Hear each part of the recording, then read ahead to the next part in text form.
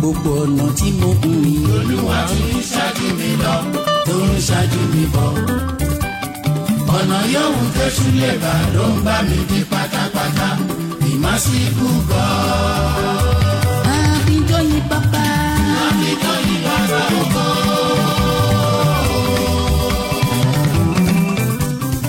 Má fi yìn ní Olúwa. Má fi yìn ní ọba ògo. Má fọ̀yàyà ní Olúwa rọ̀. Má fọ̀yàyà ní ọba ògo. Má fi ìlù dídùn ní Olúwa rọ̀ ká.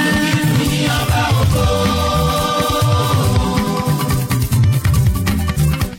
Má fi inú dídùn jó fún Olúwa. Ní ọba ògo. Má pàtẹ́wọ́ ní Elédùmarè ọba mímọ́. Ìta la wà. Ta ló gbé wa wá síta, ta ló jẹ́ ká wà ń ta nínú ọdún tuntun nítorí pé inú mi ti ẹ̀ ń dùn. Ayẹyẹ àkọ́kọ́ tí máa kọ́kọ́ jáde lọ nínú ọdún ire. Mo dẹ̀ mọ̀ pé ẹ̀yin olólùfẹ́ mi náà nílé. Ayẹyẹ àkọ́kọ́ tẹ́ ẹ ti kọ́kọ́ máa ré mi rè, so ó wà exclusive gan, okay.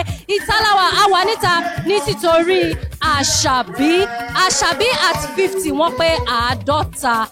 Adebayo, Yetunde, Àṣàbí at 50. Ẹ jókòó, ẹ fẹ̀yìntì, kẹ́ ẹ jẹ́ ká jọ jẹun lẹ̀ torí pé lẹ́nu ẹ wò ayẹyẹ ńlá láyẹyẹ tí ẹ bá rí àwọn tó wà ń bí ìtàn. Tí ẹ bá rí àwọn tó wà ń bí ìtàn, kẹ́ má máa sọ pé Àyìnkẹ́ ẹ tẹ̀ mọ̀ pé mi ò ń dọ́nu náà, mi ò ń dọ́nu. Ẹ ti tí mo ti wé gèlègèlè tá a mú lẹ́nu rẹ̀ tó ṣe fàì. Ó yá nà. Ẹ jẹ́ ká rìn ká tọ́ Àyìnkẹ́ Kújọrẹ́ lórúkọ tí mo mọ bínú wonderful Dayo Kújọrẹ́. Ẹ má gbé kúrò lórí amóhùnmáwòrán Orísun. Àṣàbí at 50 ayẹyẹ ló ń lọ lọ́wọ́lọ́wọ́, ẹ má bá mi kálọ. Má fi yìn ní Olúwa. Má fi yìn ní ọba ògo.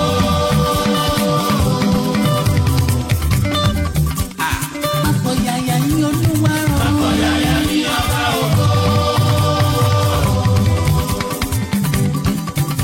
Má fi ìlù dídùn ní Olúwa rọ̀ ká. Ní ọba ògo. Má fi inú dídùn jó fún Olúwa. Ní ọba ògo. Má pàtẹ́wọ́ ní Elédùmarè ọba mímọ́. Bá sọ orúkọ Àṣàbí ní ilẹ̀ Yorùbá, kí ni Àṣàbí túmọ̀ sí?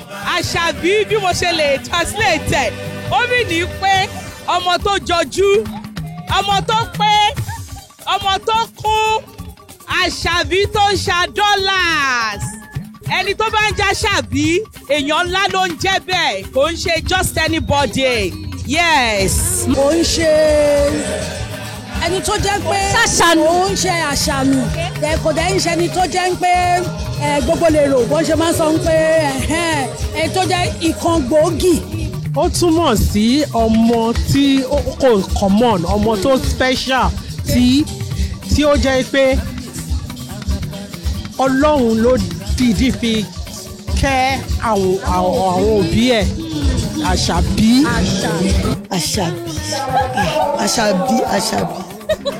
ọmọ tó special nìyẹn, ọmọ tí ta fi I don't want to say ta fa Àṣàbí but I think it's ó ní láti jẹ́ ọmọ tó pé ó special gan.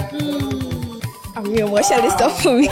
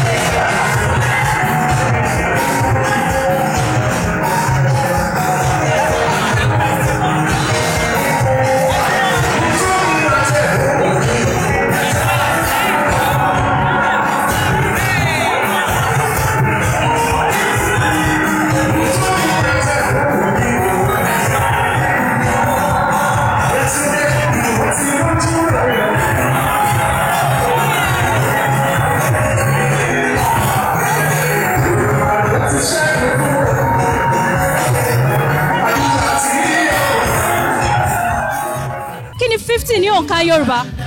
50 ní 15 jẹ́ ṣé ká máa kà náà ni. Uncle Ewa ẹ ká. Ní èjì ẹ̀ta ẹ̀ ṣé kí máa kà tí David. 50 àádọ́ta ọdún mi ò sọ lódò àádọ́ta yẹ. Ó dá mi lójú. Àbí ẹ fẹ́ máa ní retain kàbí. No àádọ́ta ni. Àádọ́ta ọdún. Tí bá ti fi lè sọ mo máa gbẹ̀bù lọ́wọ́ yín.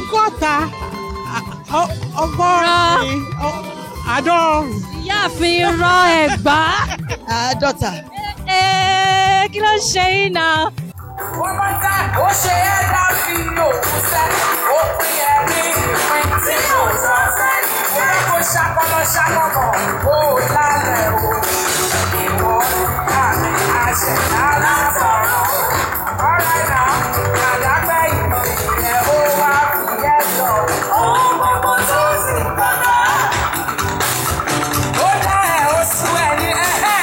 Ìwọ ni bẹ́ẹ̀ ni. Aṣọ olùdókòwò rẹ̀ ní. Àmì òkú ìwọ̀lá. Àyànmọ́ ògo ayé. Ẹ̀dá ẹ̀mí ló fi ṣèránṣẹ́ rẹ̀. Àkọ́rí ìran ẹ̀ ojú òkú rẹ̀ ní. Yétúndé Àṣàbí onígbèké ẹ̀dínà. Ẹni orí ẹ̀ orí mọ́. Happy birthday to you. Long life and prosperity. Gbogbo ọ̀nà tí mo gùn ní Olúwa tó ń ṣáájú mi lọ, tó ń ṣáájú mi bọ̀. Ọ̀nà yòówù tó ṣúlẹ̀ bá ló ń bá mi dé pátápátá. Ìmásíkú gọ́. Àbíjọ́yìn bàbá. Àbíjọ́yìn bàbá ògo.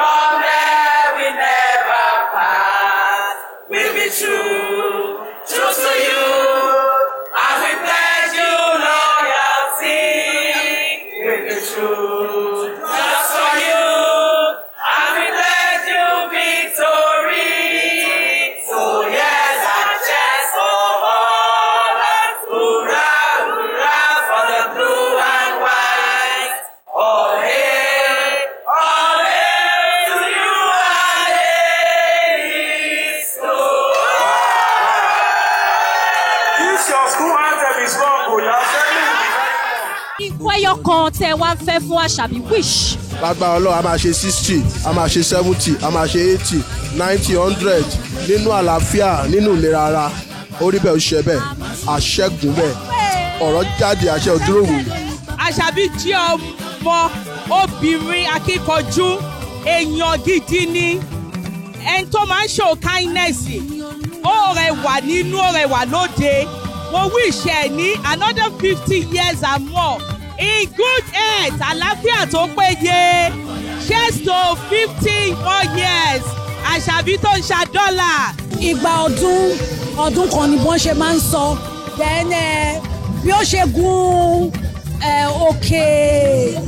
òkè àgbà tó ń gùn yìí, gbogbo nǹkan rere tí ènìyàn ń fẹ́ ni Ọlọ́run máa ṣe fún.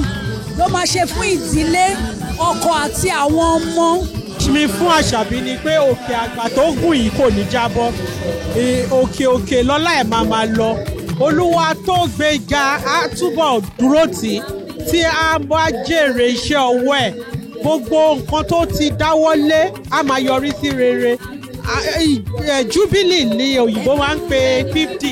So she's welcome to the Jubilee time. Ẹ̀mí gígùn àti àlàáfíà nǹkan tí mo fẹ́ fún wọn nìyẹn.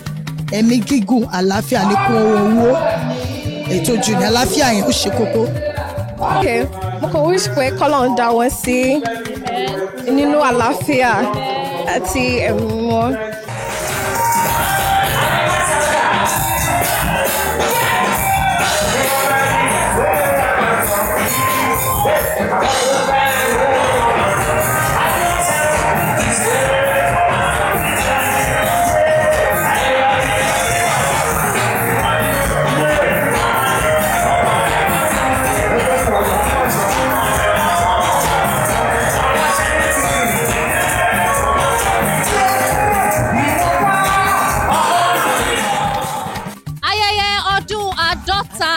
Adebayo Yetunde Àṣàbí ó dùn ó lárinrin. Ẹ wo àwọn èèyàn jàǹkànjàǹkàn bẹ́ẹ̀ mi lè tó jẹ́ pé àwọn tó tún wá kọrin gan ẹ̀yin gan máa fọ́. Mo mọ̀ pé ẹ̀yin náà ti máa rí gbogbo ẹ̀ tí máa rí nínú ẹ̀ pé kí ló ń ṣẹlẹ̀ lénìí.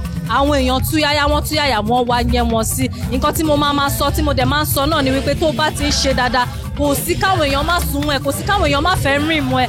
Ó yẹ Àṣàbí lẹ́nu Àṣàbí tó ṣàdọ́là bọ́kàn wọ́n ṣe pé wọ́n nìyẹn. Ó yẹ wọ́n gidi gan. Èmi náà wá fi àǹfààní ìgbàdúrà fún ọ pé lágbára Ọlọ́run ẹ̀mí tó rí 50, á rí 60, á rí 70, á rí 80, á rí 90, á rí 100, á rí 120. Tẹ́ bá fẹ́ 200 náà Ọlọ́run á fi fún yín láṣẹ ìdùnnú rẹ̀. Gbogbo ẹ̀ náà nífẹ̀ẹ́ mi àníri jù báyìí lẹ́ darapọ̀ mọ́ mi ní gbogbo social media platform mi pátápátá X @Tosin lórí IG Àyìnkẹ́ Dayọ̀ Kújẹ́rẹ́, Facebook ẹ like page mi Àyìnkẹ́ Dayọ̀ Kújẹ́rẹ́, lórí Facebook ẹ like page mi Àyìnkẹ́ Dayọ̀ Kújẹ́rẹ́. Àyìnkẹ́ Kújẹ́rẹ́ lórúkọ tèmi, ọmọ bíbí inú Wonderful Dayọ̀ Kújẹ́rẹ́. Mo tún wá ń sọ lẹ́ẹ̀kan sí pé lágbára Ọlọ́run ọdún yìí àtúrà kò ní le koko mọ́ wa. Ó dàbọ̀. ọ̀nà tí mo ń rìn Olúwa tó ń ṣáájú mi lọ tó ń ṣáájú mi bọ̀. ọ̀nà yòówù tẹ́sù lè bá ló ń bá mi di pátápátá. ìmásíkú gan-an. Àbíjọ́yìn bàbá. Àbíjọ́yìn bàbá ògo.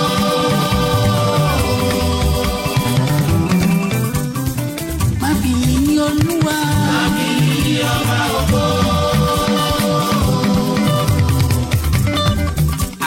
Má fọ̀yàyà yìn Olúwa rọ̀. Má fọ̀yàyà yìn ọba ògo. Má fi ìlù dídùn yìn Olúwa rọ̀ bá. Yìn ọba ògo. Má fi inú dídùn jó fún Olúwa.